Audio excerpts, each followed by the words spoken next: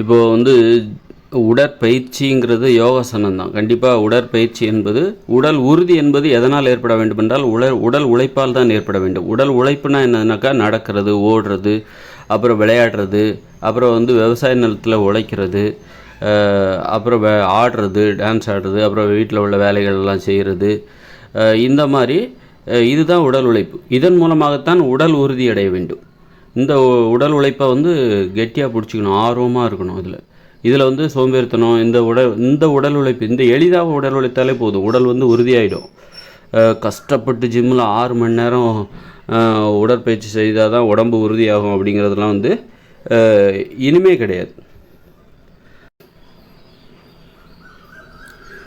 இனிமேல் பிறக்கிற குழந்தைகள் இருக்காங்களா, 2023 24க்கு அப்புறம் பிறக்கிற குழந்தைகள் வந்து அவங்க வந்து இயற்கையாகவே அந்த ஆண் பெண்ணார் 2 பேருமே வந்து இயற்கையாகவே அவங்க உடல் உறுதியாக தான் இருக்கும். அவங்க உடற்பயிற்சி கூடத்துக்கு போய் உடற்பயிற்சி செஞ்சால் தான் அல்லது கடுமையாக உடல் உழைச்சாதான் அவங்க உடல் உறுதியாகும் அப்படின்னு இயற்கையாகவே அவங்க உடல் உறுதியான அந்த தன்மையில் தான் இருக்கும். அதே நேரத்தில் அவங்க வந்து முரட்டுத்தனமான உடல் உழைப்பில் ஆர்வம் காட்ட மாட்டாங்க. முரட்டுத்தனமாக உடல் உழைக்க யாராவது நிர்பந்தித்தால் அதை ஏற்றுக்கொள்ள மாட்டார்கள். உடல் உழைப்பை வந்து மகிழ்ச்சியாக இருந்தால் மட்டும்தான் ஏற்றுக்கொள்வார்கள். உடல் உழைப்பில் மகிழ்ச்சி இல்லை என்றால் அதை ஏற்றுக்கொள்ள மாட்டார்கள். அதாவது இப்போ வந்து 8 மணி நேரம் ஒரு தொழிற்சாலையில் வேலை பார்க்குறது, 10 மணி நேரம் ஏதோ உடல் உழைப்பை அடிப்படையாக கொண்டு ஒரு தொழில் இருக்குதுன்னு வச்சுக்கோங்களேன், மூட்டை தூக்குறது, அப்புறம் வந்து ஏதோ உடல் உழைப்பை அடிப்படையாக கொண்டு ஒரு தொழில் பார்க்குறாங்க, ஒரு கொத்தனார், சித்தாடு, இதெல்லாம் வந்து ஒரு மகிழ்ச்சியற்ற உடல் உழைப்பு. இதை வந்து அவங்க விரும்பி செய்ய மாட்டாங்க, இது அவங்களுக்கு பிடிக்காது. உடல் உழைப்பில் மகிழ்ச்சி இருந்தால் மட்டும்தான் அதை ஏற்றுக்குவாங்க. இனிமே பிறக்கிற குழந்தைகள் உடல் உழைப்பில் மகிழ்ச்சி இருக்கிற மாதிரி பார்த்துப்பாங்க. உடல் உழைப்பில் வந்து மகிழ்ச்சியான உடல் உழைப்பு, மகிழ்ச்சி இருக்கிற மாதிரினால் அது மென்மையாக மாற்ற வேண்டும். முரட்டுத்தனமாக அதை பண்ணக்கூடாது. ஒரு தொழிலாக அதோட நேரத்தையும் குறைச்சிக்கணும். 3 மணி நேரம் தான் உடல் உழைக்கணும். ஒரு தொழில் விவசாய நிலத்தில் போயிட்டு அதுவும் மென்மையான வேலை தான். இந்த மாதிரி மென்மையாக விவசாயம் பார்க்கணும். மென்மையான விவசாயம்னா அந்த நெல், தானியம், இதெல்லாம் வந்து நெல், கோதுமை விளைய வைக்கிறதுலாம் மென்மையான விவசாயம் கிடையாது, முரட்டுத்தனமான விவசாயம் இது. எது மென்மையான விவசாயம் அப்படின்னா, அதாவது மென்மையான உடல் உழைப்பு தேவைப்படுகிற விவசாயம்தான் மென்மையான விவசாயம். எளிதான உடல் உழைப்பு தேவைப்படுகிற விவசாயம்தான் மென்மையான விவசாயம். அதுனால் எது அப்படின்னு பார்த்தீங்கன்னா, இப்போ பழமரங்கள், காய்கறிகள், பழமரங்கள், மாம்பழம், பலாப்பழம், கொய்யாப்பழம், இந்த மாதிரி மரங்கள், பல வகையான மரங்கள், காய்கறிகளை நட்டு அதிலிருந்து உணவுகளை உற்பத்தி செய்வது, அதுதான் வந்து மென்மையான எளிதான உடல் உழைப்பு தேவைப்படுகிற ஒரு விவசாய முறை. இப்போ நெல், கோதுமை இதெல்லாம் வந்து களை பிடுங்கணும், நாள் முழுதும் களை பிடுங்கணும், அப்புறம் வந்து அதை வந்து நிலத்தை உழணும். ரொம்ப முரட்டுத்தனமான இதில் வந்து மகிழ்ச்சி கிடையாது. இந்த உடல் உழைப்பில் வந்து மகிழ்ச்சி கிடையாது. அதனால தான் மக்கள் ஏன் விவசாயத்தை விட்டுட்டு ஓடினாங்க அப்படின்னா, விவசாயத்தை பார்த்து பயந்து போனாங்க.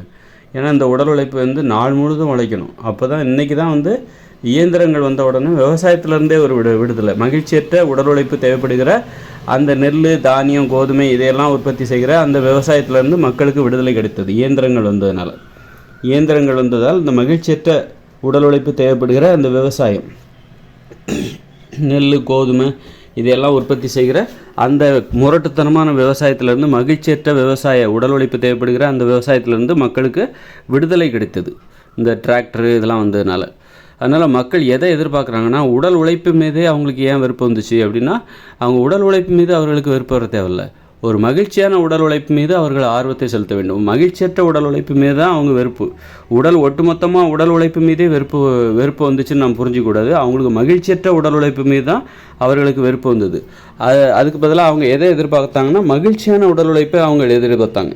உடல் உழைப்பில் ஒரு மகிழ்ச்சி இருக்கணும். அப்படின்னா என்ன பண்ணணும் அப்படின்னா, நீங்கள் விவசாய நிலத்தில் தினமும் 8 மணி நேரம் உழைக்கிறீங்களா, அதோட நேரத்தை குறைச்சிருங்க. 3 மணி நேரம் தான் உழைக்கணும். தினமும் 3 மணி நேரம் தான் விவசாய நிலத்தில் உழைக்கணும். அதுவும் பார்த்திங்கன்னா முரட்டுத்தனமான உடல் உழைப்பு தேவைப்படுகிற விவசாயத்தை பண்ணக்கூடாது. அப்போ விவசாயத்தையே மாற்றணும். முதல்ல நேரத்தை குறைக்கணும், அப்புறம் விவசாயத்தையே மாற்றணும். அது என்ன விவசாயத்தை மாற்றணும் அப்படின்னா, இந்த காய்கறிகள், பழங்கள், கிழங்குகள், கீரைகள் இதை உற்பத்தி செய்கிற விவசாயம். இப்போ பழமரங்கள் போனால், இப்போ நெல்லுன்னா அதுக்கு தண்ணி பாய்ச்சணும், எப்போதும் தண்ணி தேங்கியிருக்கணும். அப்போ தண்ணி ஊற்றிக்கிட்டே இருக்கு. இன்றைக்கி பம்பு செட் இருக்கனால தான் நம்ம வந்து நெல்லெல்லாம் விளைய வைக்கிறோம். இன்றைக்கி பம்பு செட்டு மட்டும் இல்லைன்னு வச்சுக்கோங்களேன், நம்மளாம் நெல்லெல்லாம் விளைய வைக்கவே மாட்டோம். விளைய வைக்க முடியாது. எப்போதும் அதில் தண்ணி தேங்கியே இருக்கணும். அப்படின்னா நீங்கள் பம்பு செட்லாம் இல்லை, உங்களுக்கு மின்சாரம் இல்லைன்னா நீங்கள் நெல்லெல்லாம் விளைய வைக்கவே முடியாது. அப்போ நெல்லெல்லாம் நம்ம இன்றைக்கி தீவிரமாக விவசாயம் பண்ணிகிட்ருக்கோன்னா அது காரணமே வந்து இந்த பம்பு செட்டு தான் காரணம். பம்பு செட்டு இல்லாத காலங்களில் கண்டிப்பாக மனுஷங்களால் அந்த நெல்லை வந்து உற்பத்தி செய்ய முடியாது. அப்போல்லாம் வந்து ஏற்ற இறச்சி மாட்டை வச்சு ஏற்ற இறச்சி ஒவ்வொரு வழியாக தண்ணி ஏற்றி இறச்சி ஊற்றிட்டு இருந்தாங்க. அப்படியெல்லாம் ஒரு வயலை நிறைய வைக்கிறதுக்கு அவங்க ரொம்ப கஷ்டப்பட்டாங்க, படாது பாடுபட்டாங்க. அப்படியெல்லாம் நெல்லெல்லாம் விவசாயம் பண்ணவே முடியாது. அதனால் நெல் விவசாயம் பண்ணுறது இப்போ தான். அதனால் இயற்கையோடு இணைந்த மனித வாழ்க்கையில் வந்து நாம் நெல் விவசாயம் பண்ணவே மாட்டோம். அங்கெல்லாம் மின்சாரம் கிடையாது, பம்பு செட்டு கிடையாது. ஏன்னா நெல் விவசாயம் பண்ணணும்னா அந்த நெல் வளர்கிற காலத்தில் வயலில் தண்ணி தேங்கி நிற்கணும். அப்போ தான் நெல்லை வந்து விளைய வைக்க முடியும். அதனால் பம்பு செட்டு மின்சாரம் இல்லாத இயற்கையோடு இணைந்த மனித வாழ்க்கை 2040க்கு பிறகு வரப்போகிற அந்த இயற்கையோடு இணைந்த மனித வாழ்க்கையில் நம்ம நெல் முரட்டுத்தனமான விவசாயத்துக்கு விடை கொடுத்துட வேண்டியதான். மென்மையான விவசாயம் தான் வரும். மென்மையான விவசாயம், எளிதான விவசாயம் அப்படின்னா என்னென்னாக்கா உடல் உழைக்கின்ற நேரம் தினமும் 8 மணி நேரம் 10 மணி நேரம்லாம் வயலில் உழைக்க முடியாது. அது 3 மணி நேரம் தான் உழைக்கணும். அப்போ தான் அதை ஏற்றுப்பாங்க. ஓகே, இது நல்லா இருக்குது, 3 மணி நேரம் தானே, சூப்பர், பண்ணிடலாம். ஏன்னா பண்ணாமலும் இருக்க முடியாது, நமக்கு சாப்பாடு வேணும்ல. அதனால் உடல் உழைக்காமலும் இருக்க முடியாது, அதனால் விவசாயம் பண்ணாமலும் இருக்க முடியாது. விவசாயம் பண்ணணும், அதுக்காக அதிலே போட்டு நாள் முழுதும் போயிட்டு தோட்டத்தையே சுற்றி வந்துட்டு இருக்க முடியாது. அதனால் 3 மணி நேரம் உடல் உழைக்க சரி. அப்புறம் வந்து முரட்டுத்தனமான உடல் உழைப்பு தேவைப்படுகிற நெல், கோதுமை இதெல்லாம் வந்து விளைய வைக்க வேண்டிய அவசியம் இல்லை. எளிதான உடல் உழைப்பு தேவைப்படுகிற ஒரு மென்மையான ஒரு விவசாயம், அதான் காய்கறிகள், பழங்கள், இதை உற்பத்தி செய்யலாம். ஓகே, இது நல்லா இருக்குது, ஈஸியாக இருக்குது அப்படின்னு சொல்லிட்டு மக்கள் ஏற்றுப்பாங்க. அப்புறம் வந்து இன்னும் இது வந்து ஒரு மகிழ்ச்சியான உடல் உழைப்பு. இந்த உடல் உழைப்பில் வந்து ஒரு மகிழ்ச்சி வந்துருச்சு. அப்புறம் மேற்கொண்டு உடல் உழைப்பு வேறு எங்கேருந்துலாம் கிடைக்குது அப்படின்னா விளையாட்டு மூலமாக கிடைக்குது, நீச்சல் அடிப்பதன் மூலமாக கிடைக்குது. அப்புறம் ஆடல், பாடல், அப்புறம் வீட்டு வேலை, அவங்கவுங்க வேலையை அவங்கவுங்களே செய்யணும். அப்புறம் வந்து அந்த வேலையும் ஈஸியாக இருக்கணும். அவங்கவுங்க உணவை அவங்கவுங்களே தயாரிச்சுக்கணும். அப்படிங்கும்போது இப்போது அதுவும் ஈஸியாக இருக்கணும். இன்றைக்கி சமையல் பண்ணுறதெல்லாம் கஷ்டமாக மாறி போச்சு. அதுக்கு காரணம் என்னென்னாக்கா இந்த மிக்ஸி, கிரைண்டரு, கேஸ் ஸ்டவ் அது இதுன்னு வந்ததுனால இன்றைக்கி 2-3 மணி நேரம் சமையல் பண்ணுறதுக்காக நம்ம ரொம்ப ஆடம்பரமாக சமைச்சிட்ருக்கோம். ஆடம்பரமாக சமைக்க முடியாத ஒரு சூழ்நிலையிலே நாம் இருக்கணும், நாம் வாழணும். அதாவது மிக்ஸி, கிரைண்டர்லாம் இல்லைன்னா நீங்கள் என்ன பண்ணுவீங்க? அவங்கவுங்களே அவங்கவுங்க உணவை தயாரிச்சுக்கிட்டாங்கன்னா என்ன பண்ணுவாங்க? மாங்குன்னு மசாலாலாம் அரைக்க மாட்டாங்க. அவங்கவுங்களே எனக்கு தானே நான் சமைக்க போகிறேன், நீ உனக்கு சமைக்க போகிற, நான் எனக்கு சமைக்க போகிறேன். அப்படிங்கும்போது நான் அது பச்சையாக கூட சாப்பிட்டு போகிறேன். எதுக்கு மாங்குன்னு மசாலா அரைச்சி அதை கூட்டி குழம்பு வச்சு தாளித்து அப்போ தான் ஊற்றி சாப்பிட்டா தான் எனக்கு உள்ளே இறங்குமா? நான் பச்சையாக நான் சாப்பிட்டு போயிடுவேன் அப்படின்னு நினச்சிட்டு அந்த உணவு சமைக்கிற வேலையை எளிதாக மாறிவிடும். அப்புறம் வந்து அந்த மாதிரி அவங்கவுங்க வீட்டு இதன் மூலமாக ஒரு உடல் உழைப்பு, இது வந்து மகிழ்ச்சியான உடல் உழைப்பு. இப்படி இருந்தால் மட்டும்தான் அவங்க உடல் உழைப்பாங்க, உடல் உழைப்பை ஏற்றுக்கொள்வார்கள். உடல் உழைப்பில் மகிழ்ச்சி இருக்க வேண்டும். அது வந்து இனிமேல் பிறக்கிற தலைமுறையினர் இருக்காங்களா, 2023 2024க்கு அப்புறம் பிறக்கிற அந்த குழந்தைகள்லாம் வந்து ஒரு மகிழ்ச்சியான உடல் உழைப்பை கண்டுபிடித்து விடுவார்கள். அதனால் மகிழ்ச்சியான உடல் உழைப்பில் மகிழ்ச்சி இருக்கிற மாதிரி பார்த்துப்பாங்க.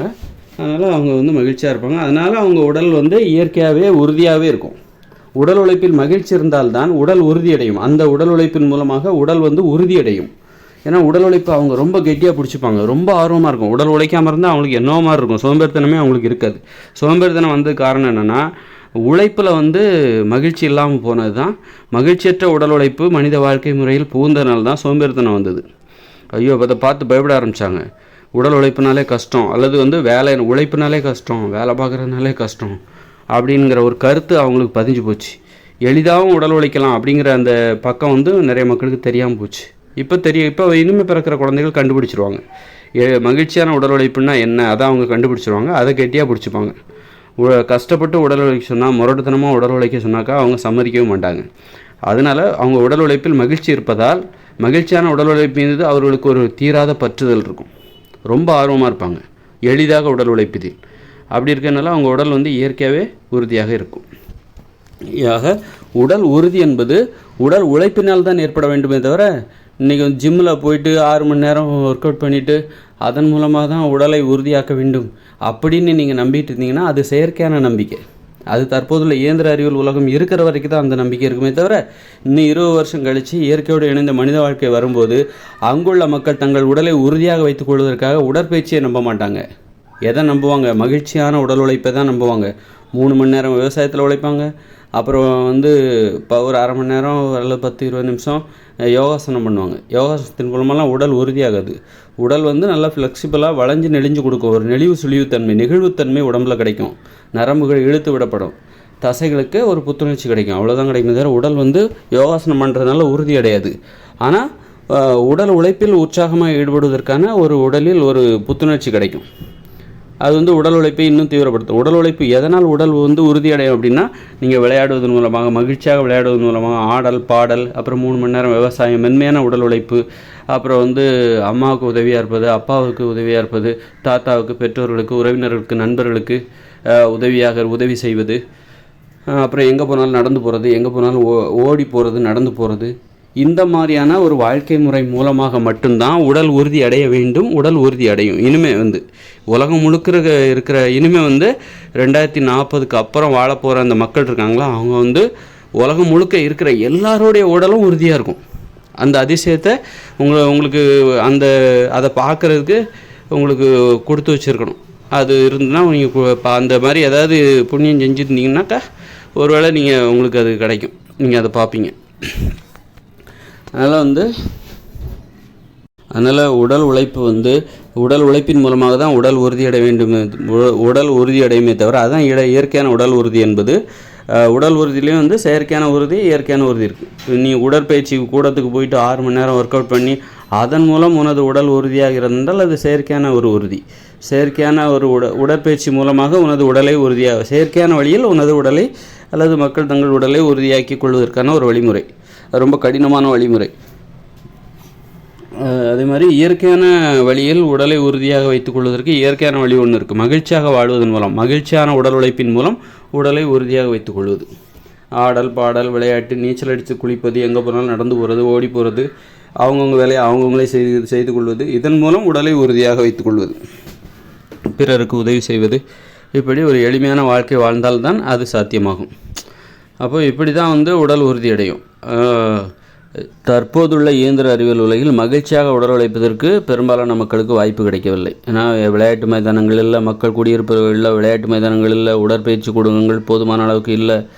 அதனால் மக்களால் வந்து நடைபயிற்சி செய்வதற்கு நடைபாதை கிடையாது. யாருக்கும் விவசாய நிலங்களும் பெரும்பாலான மக்களுக்கு இல்லை. அதனால் மகிழ்ச்சியாக உடல் உழைப்பதற்கு அவர்களுக்கு வாய்ப்பில்லை. அதனால் அவங்க உடல் உழைக்க முடியாமல் உடம்பு எல்லாமே தளர்ந்து போய் அப்புறம் குண்டாகி இருக்காங்க. இப்போ உடல் பருமனால் அவதிப்படுகிறார்கள். உடல் தொளதொளன்னு இருக்குது, தொப்பையோடு இருக்காங்க. அதுக்கெல்லாம் காரணம் இந்த அரசாங்கம் தான் காரணம். ஏன்னா மக்கள் உடலை உறுதியாக வைத்துக் கொள்வதற்கு, மகிழ்ச்சியாக உடல் உழைப்பதற்கு இங்கே எந்த வாய்ப்புகளும் வசதிகளும் இல்லை. விளையாட்டு மைதானங்கள் போதுமான அளவுக்கு இல்லை, உடற்பயிற்சி கூடங்கள் இல்லவே இல்லை.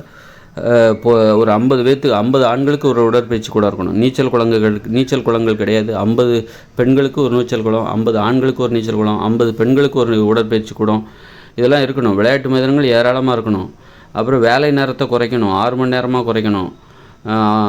மீதி உள்ள நேரம் வீட்டுக்கு வந்த உடனே விளையாடுவதற்கு மத்தியானம் 1 மணிக்கு வேலை விட்டுறோம். காலைல 7 மணிக்கு ஆரம்பித்து மத்தியானம் 1 மணிக்கு வேலை செய்கிற நேரம் முடிஞ்சிடணும். எந்த கடைகள், எந்த அலுவலகமும் திறந்துருக்கக்கூடாது. ஊரடங்கு மாதிரி இருக்கணும். அப்போ தான் எல்லோரும் வீட்டுக்கு உடனே விளையாட ஆரம்பிப்பாங்க. அந்த மாதிரி ஒரு மகிழ்ச்சியாக உடல் உழைப்பதை நிர்பந்தப்படுத்தணும். அதுமாதிரி நீச்சல் குளம் இருக்கணும். நீச்சல் அடித்து ஒரு 1/2 மணி நேரம் 1 மணி நேரம் குளிக்கணும். இப்படியெல்லாம் இருந்தால் உடம்புல உள்ள சூடெல்லாம் வெளியே போகும். இங்கே உடம்புல உள்ள சூடே வெளியே போக மாட்டேங்குது. அப்போ உடம்புல நோய் தான் வரும். அப்போ 1 மணி நேரம் நீச்சல் அடித்து குளிக்கிறாங்க. அதுக்கு ஏற்றாற்ப வந்து இங்கே நீச்சல் குளம்லாம் தாராளமாக இருந்ததுனாக்கா அவங்க உடம்பு அவ்வளோ குளிர்ச்சியாக இருக்கும். உடம்புல நோய் வராது, சுறுசுறுப்பாக இருப்பாங்க. அப்போது இங்கே உள்ள மக்களால் வந்து மகிழ்ச்சியாக உடல் உழைப்பதற்கு இங்கே வாய்ப்பு வசதிகள் எதுவுமே இல்லை. அதனால் வந்து இப்போ அப்படி ஒரு சூழ்நிலையில் தற்போதுள்ள இயந்திர அறிவியல் உலகில் மக்கள் தங்கள் உடலை உறுதியாக வைத்துக்கொள்ள ஜிம்முக்கு போக வேண்டிய அவசியம் இருக்குது, கட்டாயம் இருக்குது. வேறு வழி இல்லை. ஜிம்முக்கு போய் தான் அவங்க உடலை வந்து உறுதியாக மாற்றிக்கொள்ள வேண்டிய அவசியம் அவர்களுக்கு கட்டாயம் அவங்க இருக்குது. அப்படிப்பட்ட சூழ்நிலையில் அவர்கள் வாழ்ந்து தள்ளப்பட்டிருக்கிறார்கள். அப்படி இருக்கும்போது நீங்கள் ஜிம்மில் போய் ஒர்க் அவுட் பண்ணுறீங்க அப்படிங்கும்போது உங்கள் உடம்பு ரொம்ப சூடாகும். என்னாகும் அப்படின்னா செரிமான பிரச்சனையெல்லாம் வரும். அதாவது வழக்கமாக நல்லா செரிமானம் ஆகிட்டு இருக்கிற உங்கள் உடம்புல வந்து நீங்கள் திடீர்னால ஜிம்மில் போய் ஒர்க் அவுட் பண்ணுறீங்க. ஒரு 1/2 மணி நேரம் ஒர்க் அவுட் பண்ணாலே உங்கள் உடம்பு ரொம்ப சூடாகும். கல்லீரல்லாம், உள்ளுறுப்புகள்லாம் ரொம்ப சூடாகும். கல்லீரல் ரொம்ப சூடாகும். அப்போ கல்லீரல் சூடாகிடுச்சுன்னா கல்லீரல் தான் உணவை செரிமானம் செய்கிற வேலையெல்லாம் செய்யும். குடல் பகுதி, இறப்பை எல்லாமே சூடாயிரும், உடம்பே சூடாயிரும்.